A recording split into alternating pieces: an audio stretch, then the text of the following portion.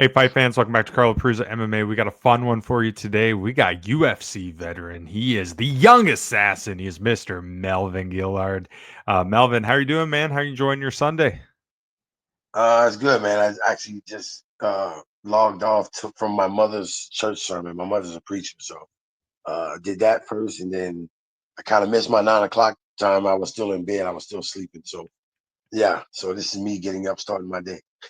No worries, brother. Well, you've been the guy that I loved watching growing up, man. Every time I knew Melvin Guillard was fighting, I was knew, fireworks were coming. It was going to be amazing. And you really started at a time where mixed martial arts was not as culturally accepted as what it is today. You had people calling it human cockfighting. It wasn't legal everywhere. It's really grown and evolved to what it is today. But when you first started doing this, when you first got into the few amateur pro fights, do you have any crazy stories of mystery opponents fighting in unsafe fighting conditions, bad medicals, fighting in bars outside? Do you have anything like that? Huh.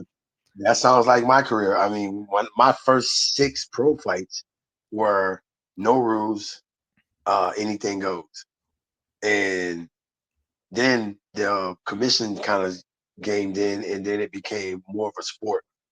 So I started at a really young age. I mean, I started fighting when I was like 14. Training, I was already a wrestler, mainly a wrestler. And then I joined a gym called Main Event here in Fat City. It was run by Joey Kona. And yeah, so I would train upstairs in the gym at night. I mean, literally all day. I lived in the gym. After school, I was there. Sometimes I'll be there till midnight. And I was only like 16, 17 years old. And then on Friday nights, they would have the people come sign up to fight. And literally, the way I turned pro was because I was only 16. My dad was there. My dad was at all my fights up until the UFC. He passed away, but he was there, and he was out. He was in the bar drinking, and I was upstairs training for an actual fight coming up. And Joey came up and asked me, "Hey, could you take this fight?" One of the guys, the pros, didn't show up. I said, "Yeah, but I'm not a pro yet." He said, "Well, it doesn't matter. If you accept the fight, you can fight the pro, but he can't ask to fight the amateur." I said, "Well, shit, I'll do it." So I go downstairs, literally. I get in the ring. That ring is elevated, and it's a cloud of smoke because people were smoking in the bar. So that was already like killing me from like I'm literally standing. If you watch the video from back then, I'm literally standing in a cloud of smoke, like fog. So I go downstairs, I get in the ring, I fight this pro. I knock him out in like a minute or something. Literally. I get out the ring, tell my dad, "Hey, I'm going back upstairs. I'll check back on you." I go upstairs, I start hitting the bag again. I'm training, and then I see the guy come in. He goes into Joey's office, and Joey's paid him like $1,500. I'm watching him count the cash. I'm like, the fuck? So I go in the office while he's talking to the guy. I'm like, "Bro, what the hell?" I was like, "I won the fight. Why is he getting this?" He's like, "Well, this was his pay. Like, this is what he got paid to be here." I said, "Well, shit, I want to get paid too." So he slipped me like $200. He's like, "Well, technically, I'm not supposed to pay you because you're an amateur." I said, "Fuck that. Then I want to turn pro. What do I have to do?" He said, "Well, you have to just sign a contract, but you will need your parents' signature." I said, "Shit, my parent is on the premises." So I went downstairs, grabbed my dad, went back upstairs. I signed. My dad asked me if this is what I really want to do. I said, "Yes, sir." He signed, gave me permission. That's how I turned pro. When you first started this and you first got around combat sports and saw what it was at the time, did you ever envision the sport to blow up to what it is now? Yeah, of course. I mean, I knew it was going to blow up when I was young, watching Kevin Randleman, who was my idol. You know, watching Horace Gracie, watching Shamrock. I came up around. I was young. At '93, I was in elementary school, and I remember them asking me, "What do I want to be for career day?" And I said, "I want to be a UFC fighter." They thought I was freaking crazy. And you know, to be able to have that dream as a kid. And I reached that dream when I became 23. In '05 was my rookie season of Ultimate Fighter 2. And yeah, to have that idea as a kid, as a 10-year old, to look back now and be like, damn, I actually did it. It's surreal. But I say that to say this, I tell people if you have a dream, it's not unreachable. You make small goals become big goals, and then big goals can become dreams. So, if you want something bad enough, you just have to chase it. I think a big turning point in the growth and development of mixed martial arts in the United States was the first season of The Ultimate Fighter. Obviously, you had Forrest Yeah, Griffin, Stephen Bonner. That put it on the map, in my opinion. After watching that first season of the reality show, seeing that big finale, did that really pump you up and want to get you on that second season? man. To be honest, once again, a crazy story. I wasn't even trying to go on the 170 pounds season because I walked around at about 170, right? So I felt like the 155 class wasn't back yet. So I was like, because I grew up watching Den Thomas, Eve Edwards, even Rich Clemente. You know, I grew up watching all those guys fight. And I remember at BJ Penn, I remember when they got rid of the 155ers. So I wrestled at 152 my whole high school career. So I felt like I'm gonna wait until they put the lightweights back in. When they bring the lightweights back, then I'll sign up for the show. Well, I was just training. By that time, though, in '05, I had already had about 60 something fights as a pro. So, no, about 40 something at that time. So, Dana White and them, they called the gym. I thought it was a prank call. So they called the first time. It wasn't Dana, though. It was somebody else. So Joey came in. He said, "Hey, telephone. It's the UFC." I said, "Man, whatever." Because I didn't fill out for it. I didn't sign up for it. I was just minding my own business. Well, I get the phone and the person started talking. I'm like, "Look, man, whatever sick prank this is, stop it." And I hung up. Boom. They called back, the same person. I say, "Look, I'm busy. I'm training. You're interrupting my training session. Please stop calling me." And I hung up again. The third time, Dana White calls. Instantly, I knew his voice. He's like, "Kid." I was like, "Oh shit, Dana?" He's like, "Yes, Dana." He's like, "What's up?" I was like, "Shit." I said, "Man, what's up, man?" I was like, and I got all excited. And he's like, "Man, look, we looked you up. We see you had a nice record, and we was wondering maybe you want to come out and audition for the Ultimate Fighter." I said, "Ultimate." I said, "When is it?" He said, "Well, how soon can you come?" I said, "Shit, I come whenever you want me there." The day he called, I believe it was Wednesday. Uh, no, I'm lying. It was a Tuesday. By Thursday, I was flying to Vegas, and I flew to Vegas. Now back then, I didn't have a bank card. I didn't have a credit card. None of that. I was always cash. You know, when I fought, I got paid cash. I didn't even have a bank account. So I go to Vegas. We go to the freaking Palace Station Hotel, bro. I hate that place. And literally, we're stuck in the room. They bring me up. They pay for everything. They bring me food as I want it. But anything else we want, we have to just order it, put it on our card. So like if you want to rent a movie from TV, you have to give them the card. So I don't have a card. I only have cash, right? This is my first real trip to Vegas. Fucking sucks. So I get there. I'm stuck in the room. We're not allowed to leave the room, right? So now I'm like, fuck. So I opened the door one time. Literally, they had somebody sitting in the hallway on each floor, like basically guarding the doors. So I opened the door. I opened the door that one time, and lo and behold, I see George Gazelle. He's the first face I see. Boom. I was like, oh shit, that's George. So I just hurry up and close the door. So long story short, I'm in the room. They finally come get me to go to the interview. I get to the interview. You got Dana and the UFC sitting to the right in the conference room. You got all the cast from Spike TV sitting on the left. And they got this one guy way in the back. I forget his name, but he's back there. He's like this. He looked like a film director type guy. So he's sitting in the back, but he's not at the table. He's sitting behind everybody. So Dana says, "So so why do you want to be on Ultimate Fighter? Why should we pick you?" I said, "What?" I said, "You motherfuckers called me. I didn't call y'all.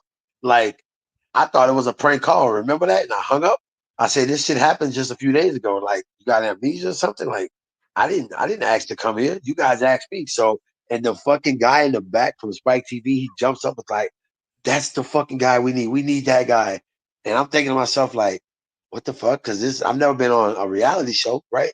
So I'm thinking, like, okay, but I never had to go and try. I didn't have to do tryouts. I just had to do medicals. So now I'm still in Vegas. No, no credit card. So now I'm stuck in this room for like almost a week or right at a week. I'm serious. A good week went by. I'm pissed off because I'm like, dude, I got to get out of this room. It's like it's being stuck in a prison cell, basically. Man, I sneak out. I sneak down. I sneak down the back entrance, down the stairs, and go all the way down. There was a lot of stairs because I was way up there. And I go in the casino for a little bit, shoot a little dice, won some money actually. I sneaked back up to my room. The next morning, they came and got me to go do medicals, and that was when I saw like Rashad for the first time. George was there. It was like 16 of us, and they said that we're the 16 that's been chosen. So we went did medicals, and then the next day they flew me back home. And then literally the Ultimate Fighter started. They flew me back like on a Friday. That Monday we were shooting the Ultimate Fighter. So that's my journey into the Ultimate Fighter. That's how it happened. How did you like living in the house? How did you like being part of that? It was cool, but it sucked. I mean, let's not forget, I was probably the most popular guy on Ultimate Fighter because of the argument I got into with Rashad. And I told him, you know who the fuck I am, and they just, I don't know that they just ran that commercial for a while. So literally, Matt Hughes had it out for me. I was already pissed that he didn't pick because I didn't know Rich Franklin. I grew up watching Matt Hughes, so I'm going to say was I am a big fan of Matt's, like, and I was a wrestler, so I was a little kind of let down when he didn't pick. I think even back then I even called him a racist because he didn't pick me or Rashad. So I was like, "What? You don't like black people? I guess to you, I guess I'll just be a nigga, huh?" And he's like, "What?" I was like, "Yeah, that's how I feel about it. You didn't pick neither one of us, the two colors." And so me and Matt kind of had words at first, and then I was the better athlete on the green team. I was the athlete on the team. Like nobody was more athletic than me. So Matt, and he told me this after the fact. Matt and the plan was to take out the most athletic guy because even back then I was the most dangerous guy. I think out of everybody on the show, I had the most fights. So I had more experience than everybody. I still do. But yeah, so he didn't pick me, went to the green team. So if you really think back to the show, I was the first fighter picked, and I was the first one eliminated. But not only did I get eliminated, because I actually broke my hand fighting Josh Berkman, who became my best friend after that. But I ended up breaking his arm. I kicked him and broke his arm.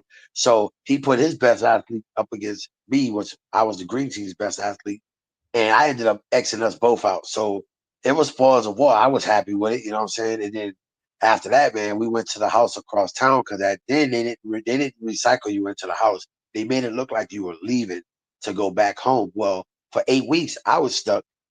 Well, 6 of the 8 weeks, I was stuck across in Henderson, and we snuck out every day going to the casino to Green Valley. Snuck out. We couldn't bring hookers and shit to the house, so we literally just went out and stayed at the hotel. And I ended up hanging out with Jason Giambi, man, Chuck Liddell, and a couple of other guys from the Green Bay Packers football team at the time. And that little staycay ended up being like 5 days. Like we only went back to the house to check in whenever the people were coming to see if we were still there. Because we wasn't allowed, we really wasn't allowed out of the house. But we had TV, we had everything that we didn't have on the show. On the show, they didn't have TV and all that. You just have to entertain each other. Well, at the fight house, or at the non-fight house, it was more freedom, but we still wasn't allowed to be out in public because they were afraid we might talk about the show. Well, we're nobodies. Nobody know who we are. Well, one of the people caught us, and when she caught us, she was pissed. Dana was there, and it was Tim Sylvia, big goofy fucking dumbass. He sees us and he fucking snitches on us. So yeah, he's a big overgrown Sasquatch of a snitch. Anyways, that fucker told on us. So Dana catches us, but Dana don't get mad. Dana was like, all right, nobody know. Like he even told the producers, like, nobody fucking know who these kids are. As long as they don't say nothing, nobody will know. And I was like, yeah, I was agreeing with him. Like, yeah, nobody knows who we are. So they let us stay out. And then like 2 days later, the show was over and we flew home. So that was my Ultimate Fighter. I was the most popular fighter, but I was the first one eliminated. I only spent 2 weeks on the show. Remember, it was 1 week of training before they pick teams, and then it was a week with the challenge, and then you pick a fight. So I got to do all the hard work, all the training, all the crazy shit, and then I'm on the show literally for another week, and then I got eliminated. So it was fun, but at the end of it, I was almost the last man standing. Technically speaking, from season two, Rashad was the last man standing because I left in 2016 to go to Bellator. Rashad was still active, so from season two, the two black guys were the last two standing. I think Matt Hughes ought to be ashamed of himself for not picking us now. Speaking of Matt Hughes, you got to fight on a card that Matt Hughes headlined, against Hoist Gracie. You took on Rick Davis, one of my favorite performances of your career. Beautiful finish, first round, early, beautiful punches. Walk me through that finish if you still remember. Minute 36 seconds. I never forget it. Um, the Rock was in the Rock was sitting cage side with Dana. I take my walk out. Now, mind you, at this time they didn't have prelims, so I'm on the undercard. The only way the conversation in the meeting, fight meeting with Dana was, we give out bonuses, knockout of the night, submission of the night, fight of the night. I said, oh yeah, because back then we didn't make shit. I think I was my first year of fighting. I was only making 3,000 to show, 3,000 to win. So no, I'm sorry, 5,000 to show, 5,000. So I go out, I'm in my corner, I look back and I see the Rock. I'm like, oh shit, the Rock. So I'm actually having a conversation, hanging on the fence, and I forget who was reffing, but they was like, hey, Guillard, turn around, let's go, turn around, we got to start. I think it was Herb Dean, if I'm not mistaken. And I said, all right, I said, Rock, I'll be right back. I'll be right back. He was like, all right. He just kind of threw his hands up, like, okay. Went out, minute 36. I mean, I just dogged him. I mean, he had no strength. He was weak. He kept trying to hit me with this little sidekick because I heard his background was like karate or something like that. And I've always proven that karate, taekwondo, that shit does not belong in the UFC. Like, we're not point fighters. So I went out. He kept trying to sidekick me, and then I just caught him with the overhand. I was really wishing I caught him with that left, but he fell face down, ass up before I could catch him with that left. Had I thrown the left, like back then, I wasn't that smart or that intelligent ever as a striker. I was just all just raw talent.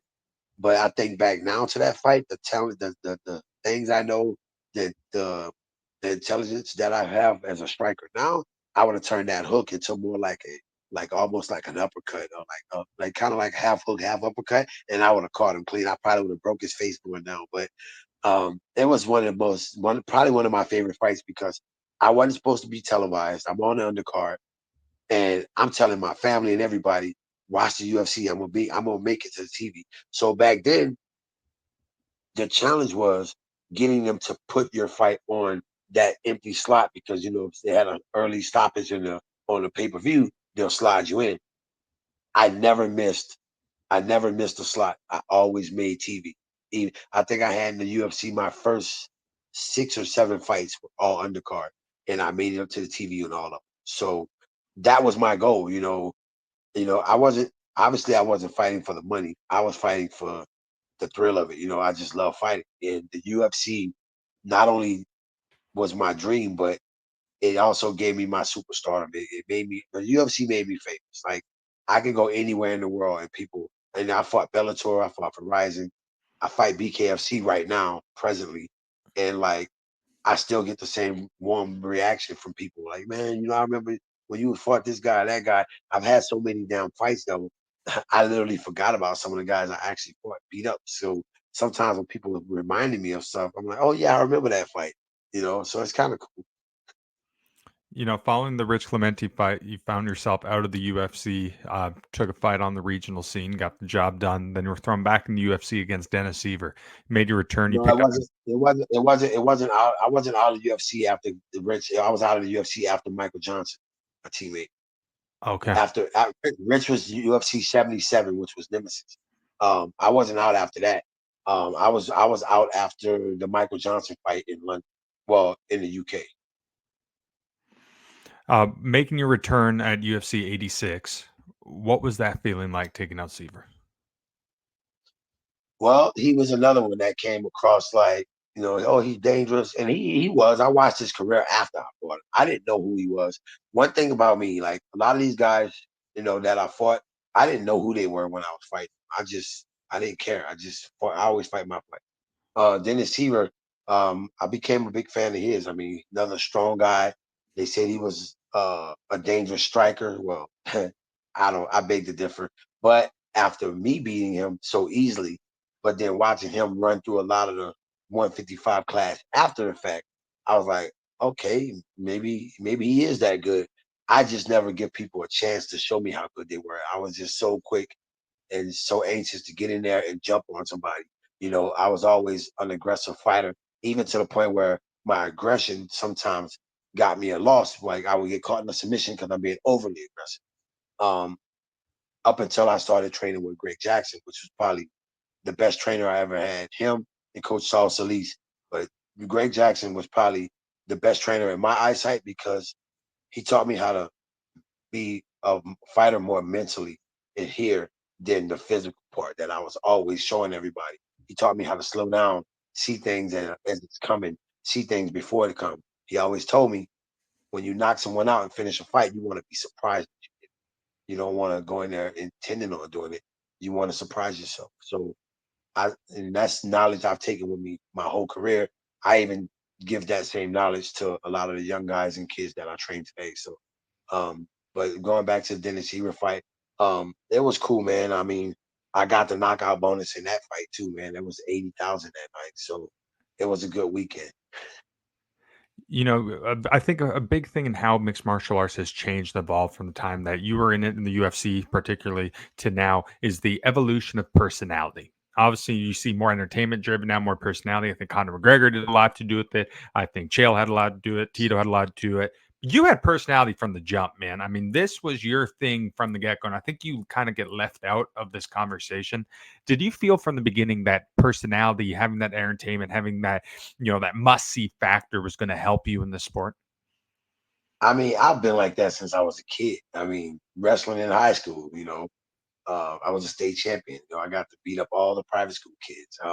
I played Pop Warner football when I was in like 11, like 9. I started when I was 5, but when I was 10 years old, we won our first title. That was the first time I ever won something big. And that same year, I got elected for what they call out here the Bush Dewey Award. Everybody get to pick somebody up from a certain park, and that one person gets like the grand prize. If you get voted, and I actually won it.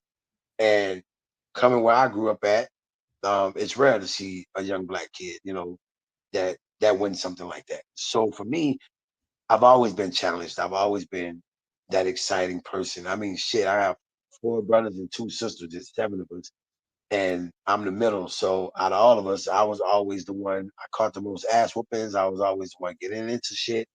I mean, I was the black sheep in the family, but at the same time, I was always looking for excitement. I was always looking for attention, and the UFC gave me that. It was. I mean, I said it on Ultimate Fighter when I smacked the table and I told Rashad, man, you know who the fuck I am? Like, because the conversation, they didn't give the whole details of that conversation, but that conversation was based off of him telling me I was a little too loud about my my what I do. Like he's like, well, you don't have to be loud about it. You can just show us. But when somebody knock your ass out, I'm like, who gonna knock me out? I said, I don't give a fuck about none of you heavyweights in here. I said, none of you motherfuckers can knock me out. So we got into an argument, a real argument. I was like, man, you know who the fuck I am. But the point of that story is Muhammad Ali always walked around and said how bad he was. Or it was a mental thing. He psyched guys out before he got in the ring. Mike Tyson did it. So I took a play from them because I grew up watching, of course. But for somebody of all fighters too, it had to be Rashad. For him to tell me not to be so flashy, not to be so loud. I mean, shit. In his career, and he had a lot more success than I did. He won titles. I never got a title shot, but he won titles. Rashad was flashy and outgoing. So I thought to myself, this same motherfucker told me on the show that I need to be more quiet. And that now he's the champ. And there's nothing quiet about what he's doing. You see what I'm saying? So I don't know, man. But I'm a trendsetter. I set trends. You know what I mean? I was doing all that before the Conor McGregor's. You know what I'm saying? So it didn't matter. Like, but for me, I was asking for fights. I would ask to fight certain guys. They just wouldn't give me the fights I wanted. They gave me the fights they thought I should have, and that's fine. I mean, I look back now and have a little bit of regret because I was never given a title shot. But at the end of the day, you know, for a few years, I went on a 7 fight win streak. That was when I first got to Greg Jackson, by the way. So I give all of the thanks and praise to him because without his knowledge, that 7 fight win streak wouldn't have happened. And when I lost to Joe Lozon, I was pissed because that fight right there was You win this fight, we're gonna give you a title shot. All right, cool. Fighting in Houston. It's my neighbor to Louisiana where I'm from. I'm all excited. Remember, the week before that, the UFC was in New Orleans. So me and my ex-wife at the time, we're in New Orleans. I'm home, seeing family. So everybody's coming to Houston. It's next door. Fucking fight the next week, go to Houston, and I freaking choke. Like literally, I'm over anxious. I go and rush in at him. He catches me with like a stiff jab, rocks me, and then he jumps over me and submits. Oh, I was pissed. Like my dreams of fighting for the title went out the window just that easy. And I'm thinking, all right, it's a minor setback. Let me get a couple of more fights. I'll fight my way back up real fast. Nope, that never happened. So, I have my things I'm happy about, and I have a few things that I'm not so happy with. But ultimately, I miss the UFC. Like, you know, I wouldn't mind going back to the UFC right now. You know what I mean?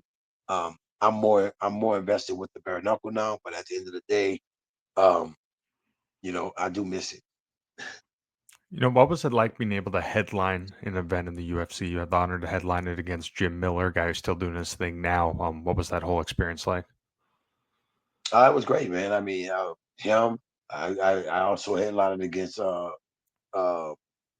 Diaz, Nate. Yeah. I've had my share of main events. To be honest, I hate being the main event. I hate waiting till the last person to fight. I swear to God. And I don't like when, like, for the Jim Miller fight, when I'm in the locker room, but it's a shared locker room, and I'm watching guy after guy come back, beat the fuck up, bruised up, got stitches. I mean, they getting stitched right in there while I'm still warming up. And I thought to myself, why the fuck are y'all in here right now? Like, get out of here. Like, y'all lost. Get out of here. Like, it's just bad juju. So I went to the bathroom. I locked myself in the bathroom. And lo and behold, I lose that fight. The Nate Diaz fight, I'm winning that fight.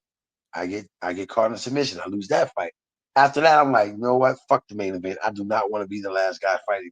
Like, I'd rather be like, I love when I was the guy that had to fight on the prelims and you have to make your way on TV. Um, I don't know. It's just a little extra added pressure, and I'm good with the pressure. Like, I love the crowd. I feed off the crowd, but for me, it was more of the watching people come back to the locker room. Everybody that's coming back to the red corner is losing. So it's like, shit. It's like, am I destined to lose this fight because everybody in here has lost? So I'm big. I'm like superstitious when it comes to that shit. Even right now with my career, like if they put me in the locker room with the bare knuckle company, and there's a bunch of people. I find a closet or a bathroom and I hide in it, and I make the bathroom my warm up room. I don't like being around a bunch of people coming back, just banged up, beat up. You know what I mean? So, but the Jim Miller fight was a great fight. Once again, another fight I should have won that I didn't. You know? Do you feel like fighting is more mental than it is physical? Oh yeah, most definitely. I believe in a 50-50 rule. Um, you have to have that 50% of mental and that 50% of that physical, and together you get 100. But most definitely, because if you don't believe you can beat somebody, or if you don't believe that you should be in a ring with somebody, then why get in the ring? Um, I've never had that feeling. I've never not fought somebody because I felt like they might beat me. I remember BJ Penn coming up to me when I knocked out Gabe Rudiker with the body shot. I was supposed to fight BJ, and BJ saw me coming from weigh-ins, and he stopped me and was like, "No, look, I didn't take this fight because you have so much to gain. I have everything to lose." And at the time, coming from BJ Penn, I mean, that's the prodigy. I'm a super fan. So, and I was nervous as fuck about fighting him because I'm like, I'm getting caught by these low level black belts. Like, I gotta really make sure this motherfucker don't get a hold of me because I probably never get loose. You know what I mean? So I was nervous, not scared, but nervous. So I spent my whole training camp just on the ground doing ground game. Matter of fact, because I was scheduled to fight BJ was the reason why I started doing gi jujitsu. Literally, he's the reason. I said it, bro, because they always said if you can get withhold being in the gi, you can do no gi, no problem. So I was like, all right, well, fuck it, sign me up, give me a gi. Plus, everybody, people like Joe Rogan was always bad mouthing me about getting caught by submission guys. So I literally focused all my energy on learning how to get out of a submission. Not so much as trying to submit him because I knew I wasn't going to submit no BJ Penn. Well, anyways, spent my whole training camp doing jujitsu, wrestling and jujitsu. I did no striking. And when the fight didn't happen, I was a little bummed out, but I was a little relieved at the same time. I was like, well, at least I don't have to worry about getting choked out by BJ Penn.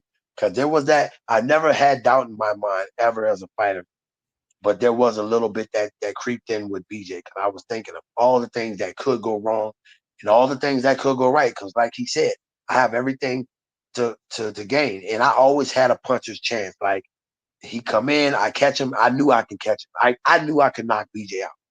But the flip side of that coin was I have to make sure he don't try. I have to make sure he really don't pull me to the ground or get me on the ground. If he gets me on the ground, I'm fucked.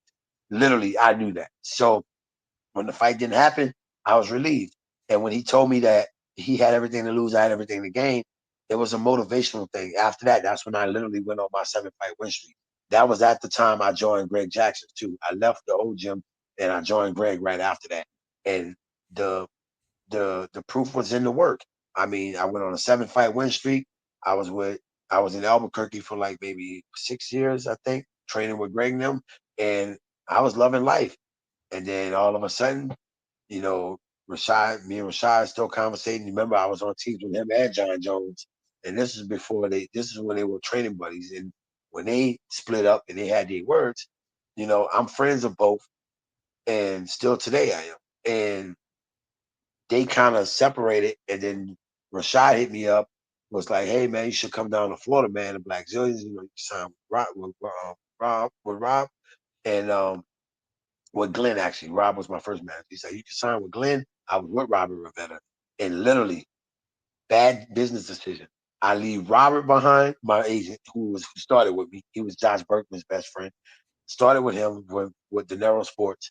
I left him to go to Glenn to the Black Zillion, and that's because like they promised me a house, they promised me a lot of shit that I really didn't have at the time. So I was like, all right, cool, I'll come. Go to Florida. It was like it was like bad juju. You know what I mean? Like it was probably one of the worst decisions I ever made in my career. You know, everything was going great. I had great management. I had a great team, and I left it behind chasing something that I didn't even have it in my possession yet. So it was like it was a young stupid move, like I said, now as I'm older I look back on these things and I tell myself these are things I don't want to make mistakes with. I'm getting ready to start my own management company. It's going to be called Three Horsemen, and me and two of my buddies are doing it together, so that's how we came up with the name. But when I have my own management company here in the near future, I want to make sure fighters are taken care of, well taken care of. Nobody's going to fuck them out of their money, and and it's going to be more like a family. It's not going to be run like a business. So that's something people can look out for in the near future. You were part of the UFC at a time that I call the golden age of mixed martial arts. It was a time where you had guys holding the belt for consecutive defenses, consecutive defenses. It was a time where it's like you look at it's like UFC 85's around the corner. Oh wow, Melvin Gillard's on this one, Koscheck's on this one. The fan knew everyone on the card. And now, not say any take any away from the UFC because they're doing great things. I don't even know a lot of the fighters. I'm not even gonna bullshit you. Like, I'm glad you said that, and that's the point that I'm making with the UFC. It's just oversaturated with so much, and it's not. And I'm not. And a lot of these people are not even talented. Like when I was in the UFC, I felt like it was a privilege. Like to be a UFC fighter, you had to be part of almost like a secret society of guys that's just badasses on the planet. Like the baddest guys from the Randy Couture's to the Chuck Liddell's to the Kevin Randleman's, the Anderson Silvers. Like I mean, the Shamrocks. I mean, I take it all the way back. Like you had to be part of something special. When I got picked to go to Ultimate Fighter, I felt special. I felt like, damn, they actually came looking for me. Now, I mean, to be honest, I rather enjoy watching the girls fight.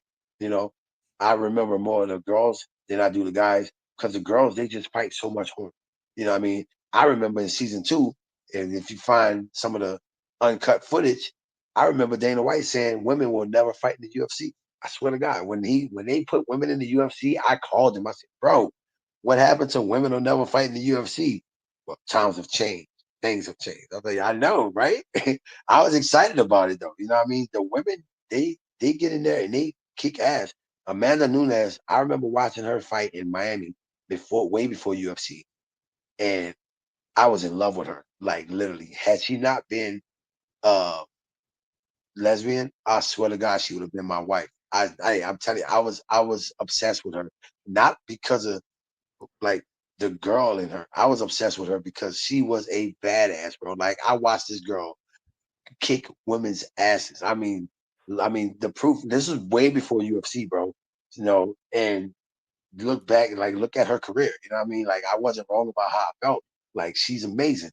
And I look at a lot of the women now, and they fight hard. Look at Rose. You know what I mean? Former teammate. Um, Holly Holmes, another former teammate. I've been privileged to be on teams with a lot of these amazing athletes and great champions. And the saddest part about it is, I was never able to even fight for that championship. I never was given that opportunity. You know what I mean? So that's the only thing, the little bit of regret I have with my career is that I never was given that opportunity. You know, but I mean, who knows? I'm 41. It's not too late now. Who knows what could happen? Who knows what could happen? You can do anything you put your mind to, right? So many people watch this sport in this day and age, and I think there's a big misconception from the casual fan here. They look at the John Joneses, the Usmans, the Habibs, and they're like, what a life it must be to be a professional mixed martial artist. This is amazing. Little do they know, It's man, not. when you're battling out to get to the big shows, you're battling it out on the regional scene. You're not making millions of dollars, if I'm sure you can attest to over the years. And, quite frankly, your first few fights in the UFC, you're not making crazy money either. You have a lot of guys have a 9 to 5 job. They have kids. They have wives. You have to pay to train. You have to deal with a bunch of killers who want it just as bad as you. You have to do this day in and day out to chase the dream. You've been doing this for Yep. like 2 decades. What's made you keep pushing and kicking through all these sacrifices?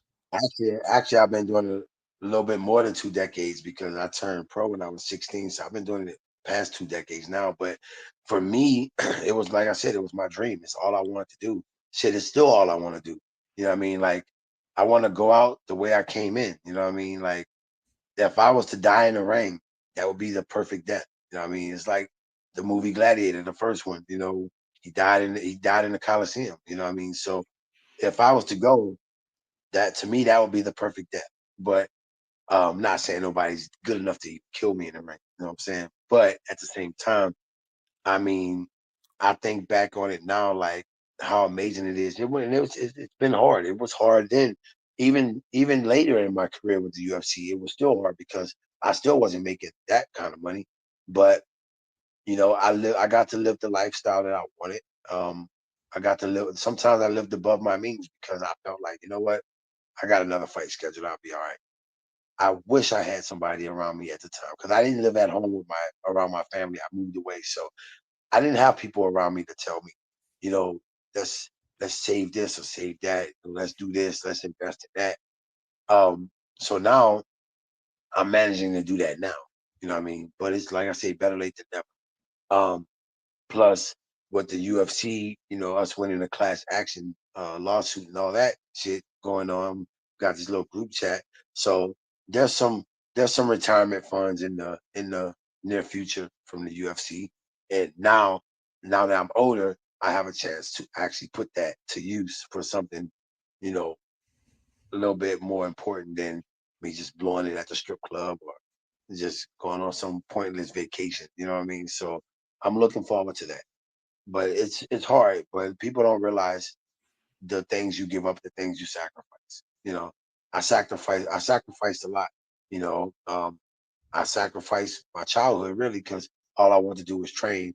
I spent my whole life cutting weight, literally from the age of 16 up until now. Still cutting weight. Right now, I'm holding at about 200 pounds, and my next fight is going to be in February for a bare knuckle company, so I'm fighting at 175.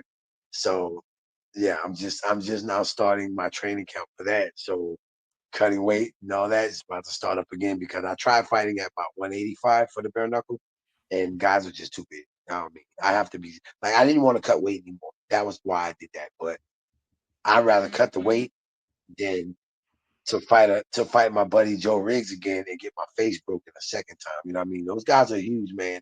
And Joe Riggs, he proved it. Like those guys are like natural heavyweights, light heavyweights.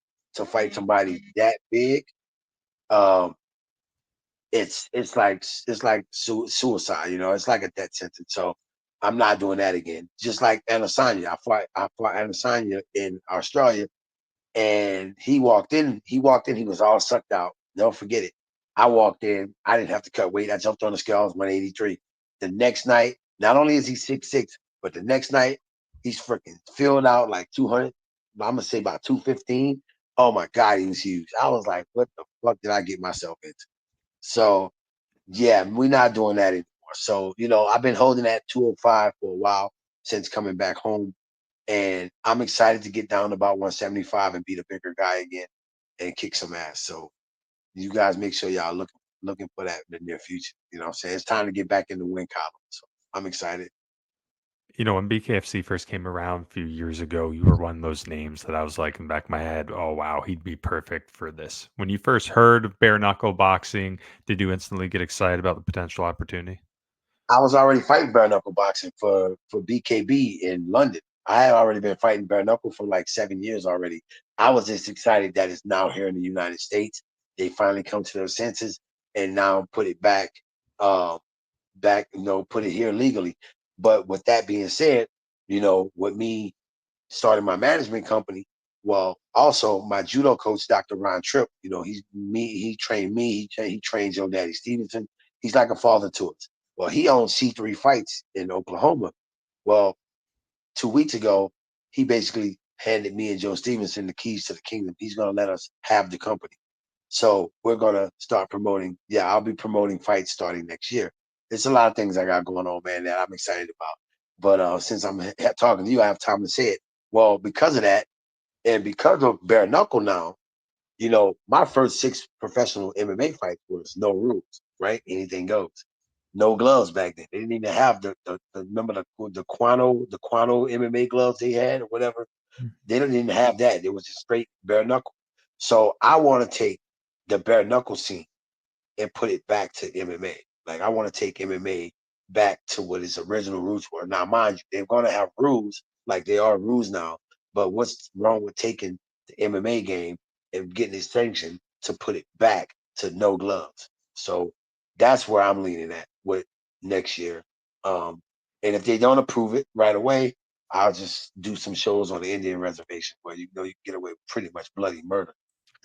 So I'm looking forward to some big things in 2025, that I got that I'm working. You mentioned that you're going to be managing fighters, you train guys. Do you try to instill in some of these younger guys who are starting out their career, before they get, the fame, the money, to maybe be cognizant that you only have a short window to actually fight? Do you try to instill that you need to be thinking of life outside of fighting? Well, yeah, now I mean, of course, I would definitely tell them that. I tell some of my guys that now because there was no one around to tell me that. Plus, I came in right when the UFC started taking off, be getting its fame. You know, because of the Ultimate Fighter is what made the UFC as famous as it is, and I was a part of that. And to grow with that, like I said, man, I had my I had my share of downfalls. Like the the fighting was always there, but the excessive partying and the long layoffs, um, I kind of I kind of crippled myself a little bit. So when I tell guys, I'm speaking from experience. You know, you only do have a short period of time. I mean, I'm 41. I'm still chasing dreams, and I'm not giving up on them because I hate when people ask me, "Well, when are you going to retire?"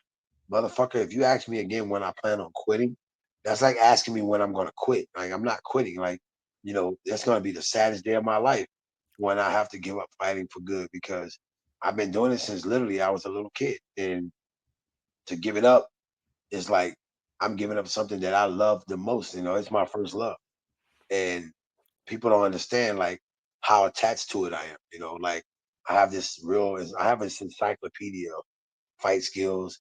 Um, I study Kyle McGraw now.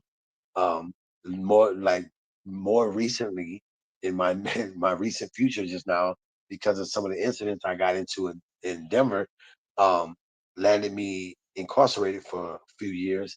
Well, now I'm actually licensed as a lethal weapon. I'm not no longer. I've graduated from weapon to lethal weapon. So I mean, it sounds cool, right? It's really, I know, right? I'm like, yeah, but then, cause I think back of all the Steven Seagal movies I grew up watching, and I'm like, yeah, I'm actually, no, I'm up there. Who was it? Michael John White. Watching those guys, and those guys are real weapons. So it's like, all right, I'm one of those guys now.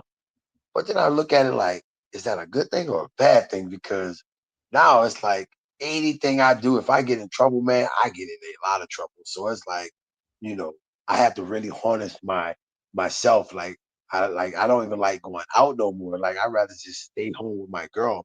You know what I'm saying? Like that's where I'm at right now. Like, you know what? Keep me inside. You know what I'm saying? We don't have to go anywhere. Maybe dinner, movie, yeah, but clubs, bars, stuff like that. I like even going to fight parties. I don't even like going to go watch fights at bars or clubs or anything of that nature. Or even like a Dave and Buster's. I went to Dave and Buster's to watch the Crawford fight, but that wasn't as bad because it's family oriented. But man, going to certain places and watch fights, and then I gotta watch my friends fight, and I gotta listen to people be assholes. Oh, well, I could beat that guy. I'm just not the person that I can't be quiet. I can't shut up. I can't sit there and not say anything. So I'm like, bro, you have no idea what it takes to get to that TV. You couldn't beat one of those guys on their worst day. Who the fuck you think you are? And I'm like, really? And I take out my phone and I Google myself and pull up a video. I'm like, well, this is who I am. And I show it to them. And I mean, it just triggers assholes. And then all of a sudden it's like, they'll leave, but they come back with like them and maybe three of their friends. And I'm like, well, all right, that's cool. It's about a fair fight now. And then I get myself into an altercation. So, and that hasn't been anything recent, but that was, my past, like a part of my past. Well, now I tend to just not say shit. I'd rather just not go. I can watch my buddies and shit fight at home. You know what I mean? So, because I'm there to watch the fight and enjoy the actual fight. Most people are there to just get drunk and become assholes and try to pick fights. And that's the part I just can't deal with anymore. I'm just over it. I think you brought up a very good point there. Obviously, with so many more eyeballs on this sport, you have now what is called the casual fan. And I have a very much love and hate relationship with the casual fan. The good part of it, you're having more people watching it. The guys are getting paid more now. There's more opportunities for guys, and the sport is being more culturally accepted. The bad part is I can't go to a B dubs. I don't like getting the cheap seats at fights because you hear them say twist them in the what. They're humping each other, they're crotch sniffing. These people have no idea what they're talking about whatsoever. Is the Right. casual fan good or bad for the sport? Well, I mean, a fan of the sport is a fan of the sport. How you perceive the fan is up to you. I don't really care. You know what I mean? Like I'm a fan favorite and I play to the fans. I love my fans. Like I'll go out the way to sign autographs still today, you know. Because my coach has always told me, my coach Warren Donnelly, my high school wrestling coach, he was my first MMA coach. And he was the one who told me the sport will be done with me long before I'm done with it. So you want to make sure that you make a good impression on people. So that way, when you're done with the sport, people still want to pay to see you fight. They want to see you. They want to get an autograph. I mean, look at the Mike Tyson fight. 59 years old and record-selling fight, even though the fight was trash. Um, don't tell Mike I said that though, 'cause, he's a good friend of my agent. But the fight was trash. I mean, I felt like I know Mike could have knocked that kid out. He held his punches. He didn't go after him. But the point of the story is, 59 years old, and people still want to see him fight. You know what I mean? Um, and just a few years back, shit, he's 59 and getting a freaking boxer's license.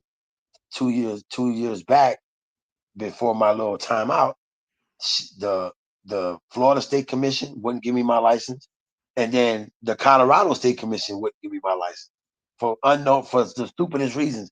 But then they turned around and said it wasn't for my health reasons; it was because of my legal shit going on. I'm thinking to myself, when has somebody not gotten a professional license for dealing with legal shit, unless it had something to do with in the ring, like failing a drug test or getting popped for something? You know what I mean? Like when John got in trouble, shit like that. So it was weird. But then you turn around They just gave Holyfield one a few years back, and now you give Mike Tyson one. These guys are like way past their prime, but yet because it's a money thing, and I'm pretty sure the commissions get paid off, so they allow it. But they probably set some strict rules. Well, if you look like you're gonna if you look like you're in trouble, we're gonna stop it. Because look at the Holyfield fight. He got hit he got grazed a few times and they stopped it. But I'm saying that to say this: people went and spent all that money to watch something, thinking that something amazing is about to happen, and it was a flop. It was a bust. So the casual fan, they fucking stupid anyway. They don't know shit. They don't know shit about the sport. They just around because it's like a yes man. They only saying yes to something because everybody else is saying yes to something. So people like that don't even buy. They don't even matter to me. When I fought Takanori Gomi in Japan, that was the most surreal fight I've ever had in my whole entire career. My whole almost 200 something fight. That's my favorite place to fight. And I'm gonna tell you why. 190,000 something people in this tsunami dome. You can hear a pin drop on the floor. There's not a sound, not a peep. If somebody coughed up in the stands, you'll hear it. Nobody's talking, nobody's cheering. Something good happens, everybody cheer, clap, and then it goes right back to dead quiet. Like how we're talking on the phone right now is how my coaches were coaching. They were talking, just talking through the ring. Like the Japanese culture is probably the most respected culture when it comes to anything hand to hand combat or combat anything. And that's the true mark of a samurai. I'm looking forward to getting a samurai piece done on my back because I'm infatuated with samurais. But when I got to experience that in Japan, to me that was probably the best thing that ever happened in my entire life because I saw a different culture. I fought in Europe, I fought in South America, I fought Brazil, I fought all over the world. But to fight in Japan and not hear a peep, not hear a sound, it was surreal, man. Like you can't even explain the chills that it gives you as a fighter. Those are people that know what those are fans of the sport that knows before it was a sport, we was a fan of it was a way of living. This is how we live. You live by the sword, you die by the sword. So, a lot of fighters should really, if they haven't done it yet, they should experience it at least once. Try fighting in Japan. Over your career, you've had your highs, you've had your lows. What do you think mixed martial arts has taught you about yourself the most? Patience. Um, Sometimes when you lose something you love, if you keep pushing, keep fighting, you'll find it again. Um, Most recently for me, it kind of happened with my personal life, like my love life. I mean, like I'm 41 now. Uh, my marriage ended in 2017. I was 36 at the time, and you know, just getting ready to start a family. I don't have a family of my own yet. Just getting ready to start a family, and then all of a sudden everything just went bad, and it ended up as a separation that which ended in a divorce. Um, Fighting also helped me with my personal life. Like, I always ask people, are you a lover or a fighter? And I've been doing this since I was a kid. I ask people this, and everybody, oh, I'm a lover. A few people, oh, I'm a fighter. But then I look back and I ask people, why are you one or the other? Shouldn't you be both? I mean, when you love something, you fight for it. You fight to get it and you fight to keep it. So technically, as a human being, is our nature. We're lovers and we're fighters. You know what I mean? So when people are always deciding on which one they want to be, and people say love because they want to come off as this loving, genuine. I'm a loving, genuine person too, but I'm an ass kicker. Like I love to kick ass. You know what I mean? See, so that being said, I'm a lover and a fighter. Um, I mean, as humans, we're both, you know what I mean? And people should really start looking to that. But people frown upon the fighter part, but the fight in us is what make us who we are. Without that fight, we're nothing. We're nothing to ourselves. We're no good to ourselves. You know, you've been fighting for life the moment you come out of your mother's womb. You know what I mean? You fighting to take that first breath. Um, the ring has taught me patience. It taught me it made me the man I am. It taught me how to be a man. Other than my grandfather, my father, and my uncles. I come from a really good family. They raised me to be a certain type of man, to be respectful, to honor your woman, um, to honor thy father. You know what I mean? My mother's a preacher, so I get a lot of that from her too.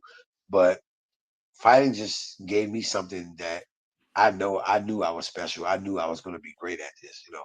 I'm good at a lot of things. I'm good at golf. I play a lot of golf. Um, I'm good at a lot of other things. I mean, I'm good at poker now. I just learned how to play poker the last 2 years.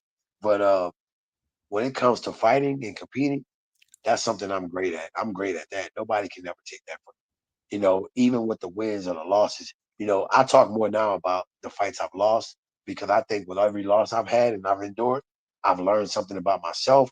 And I learned that, damn, man, had I been more focused on my training or doing certain things, certain preparations, I probably would have won that fight. Now the Adesanya fight, I should have never even been in the ring. That was the stupidest thing I ever done. But it was cool because right after that kid beat me, he went to the UFC like I knew he would. And then shortly after that, he was the UFC middleweight champion. We spoke briefly after he won, and I told him when he beat me, I said, "Man, you're gonna be the champ. You're gonna be the next middleweight champion." He reminded me so much of Anderson Silva, like his style, the way he is. Like it was like Anderson reincarnated. So I enjoy watching Adesanya fight. He's actually one of my top favorite fighters now. I still John, one of my all time favorites. I love watching John fight. I mean, look at what he done Stipe.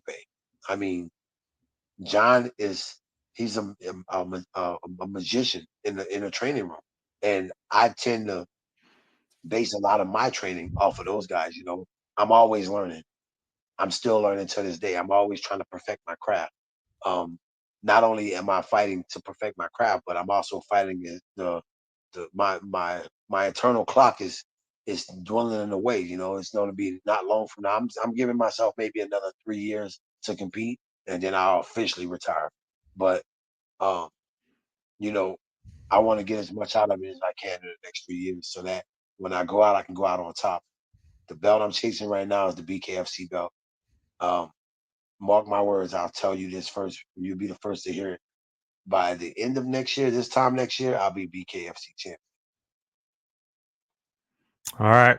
Last question for you, Melvin. When it's all said and done, 3, 4, 5 years from now, whenever that might be, what do you want people to remember you for? The the guy who never turned down a fight. The guy who always, no matter what, went out the way to sign an autograph. Uh, the guy that just I love the sport for what it is. You know what I mean? It's an amazing sport. It's probably the biggest sport worldwide. It's probably the biggest sport on the world platform. And to see it grow, see it go from what they call no holds barred cockfighting to the biggest sport in the world right now, I'm happy and honored to be a part of that. So I always tell people, not only when I retire, but when I'm dead and gone, I'm already a legend in my own right because whether it's good, bad, or in between, people are always going to talk about Melvin Guillard. People are always going to say, "Yeah, man, I love watching him fight." When my fights are put in the archives, and like I still go back now and watch UFC 1 and through 13. You know what I mean? Um, I still watch a lot of those, and to be able to go back and watch a lot of those fights and know everybody that's fighting is cool. Um, Not so much now. I mean, I watch fights now, but I only watch when like certain guys are fighting. For me, um, I don't care if people like me or love me. I just care that people respect me. You don't have to love me. You don't have to like me, but you're gonna respect me. That's how I look at life. That's how I look at people. So as long as people respect me for what I've done in the sport, that's all I can care about. You know what I mean? If I sit here and worry about who likes me, who don't like me, why they don't like me, that's no way to live. You know what I mean? I tend to finish my life the way I started it, enjoy life, you know, enjoy my girlfriend now, and start traveling again and just being happy. You know what I mean? I just want to be happy. So, and right now I'm happy, and a happy Melvin is a successful Melvin. So I'm looking forward to becoming the BKFC champion next Awesome. Well, Melvin, thank you so much for your time this afternoon, man. I can't wait to watch your journey and, hopefully see you hold that BKFC strap in the future, my friend. Thanks, man. I'll talk to you soon. Absolutely. That's it for us tonight. That is the young assassin. He is Mr. Melvin Guillard. I'm Carl Prusa. Stick around, fight fans.